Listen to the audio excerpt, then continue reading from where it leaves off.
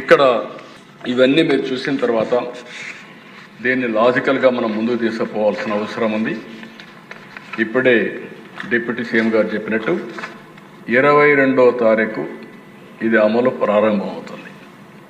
22వ తారీఖు నుంచి దసరా రోజు నుంచి మళ్ళీ దీపావళి 20వ తారీఖు, మళ్ళీ దీపావళి వరకు దీన్ని మొన్న ఏ విధంగా అయితే యోగా మనం రాష్ట్రం మొత్తం ఒక అవేర్నెస్ తేవడానికి మనం ప్రాక్టీస్ చేసాము.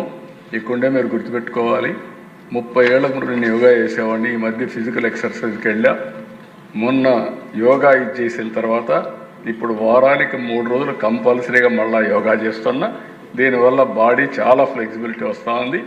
మీరు కూడా ఆ రోజు ప్రోగ్రామ్ ఇస్తే ఒకరోజు ఫోటోల కోసం చేసి వదిలేశారు. కనీసం ఇప్పటి నుంచి మీరు ప్రారంభించండి. It will give so much of strength and relief కూడా ఇవన్నీ వస్తాయి.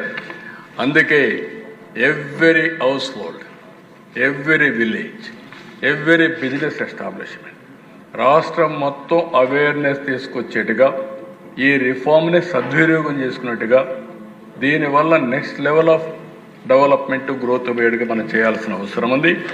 దీనికోసం ఒక క్యాబినెట్ సబ్ కమిటీ వేస్తాం. 22న యాక్షన్ ప్లాన్ తయారు చేస్తాం. ఎమ్మెల్యేలు, ఎంపీలు అందరూ దీంట్లో ఇన్వాల్వ్ అవుతున్నారు.